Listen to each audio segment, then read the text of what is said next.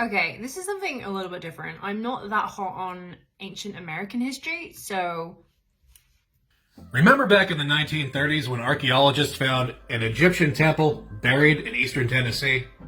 That's okay, not a lot of people do. But back in 1934, they were building something called Norris Dam, just north of Knoxville, Tennessee. The Tennessee Valley Authority started surveying the valley that the Norris Dam was going to flood.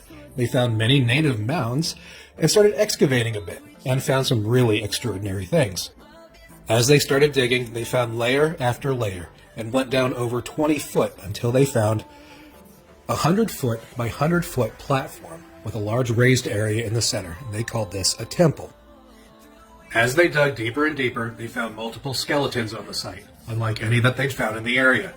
And the site itself kept getting deeper and deeper. It appeared to just keep going. At the time, it caused quite an uproar, and over 400 workers were excavating that site. They found multiple relics that were unlike anything they had seen in the area, including a pigment box that held a shade of purple that could only be found in sea mollusks and was completely unknown in North America. The site gained the attention of James Randall Harris, a professor of ancient languages from Cambridge and later Johns Hopkins University. Harris came up with some very interesting conclusions.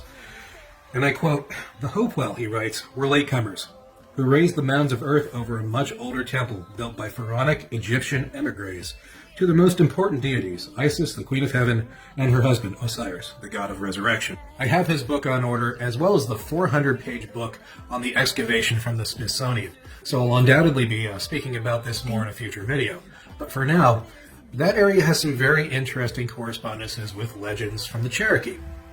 The Cherokee have legends about a group of priesthood that lived in their area called the Ani-Kutani. This priesthood was wiped out. Now I'm going to read this directly from a historical source, so you know it's not my words. Quote, from Cherokee Principal Chief Charles Hicks in 1826 in his manuscript, The History of the Cherokee People, the mound builders were greatly weakened by a plague. We entered the North Carolina mountains from the west, and we killed and drove off the mound builders. We burned their temples atop the mounds and then constructed our towns and houses on the mounds. The Cherokee never built any mounds.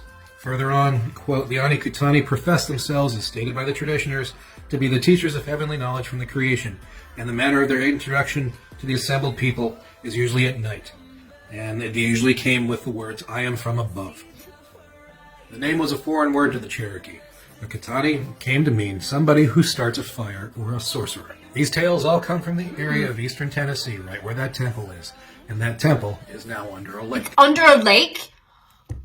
I hate that when you find like potential World Heritage sites, and then people are just like, yeah, let's just build a house on top of it. Did you know that Pompeii wasn't found until somebody was digging down to make a well, and then they hit a roof on one of the houses in Pompeii, and then people didn't know about Pompeii. It was under a shoal of 30 foot of mud for thousands of years till someone was digging for a well. The amount of stuff in the world that we don't know. Okay, I don't know enough about this particular find. I need to Google it and I need to do some research.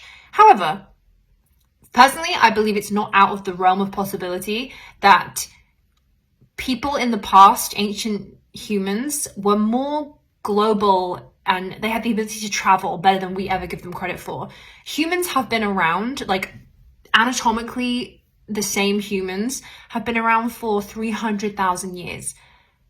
Someone's going to invent a boat or a raft or something. We are very clever, problem-solving beings. I do not find it out of the realm of possibility that some people emigrated around and brought with them different skill sets, and everyone's going to be at a different level at different times. And I don't see, hey, why not? Why not? Could there be some Egyptians immigrating out to North America? There's so much of North America that we don't know. We only found out recently that humans have been living there longer than 13,000 years. That just jumped. They jumped it recently from 13,000 to 130,000 years. So just never say never when it comes to ancient history, because we just never really know. But we keep looking.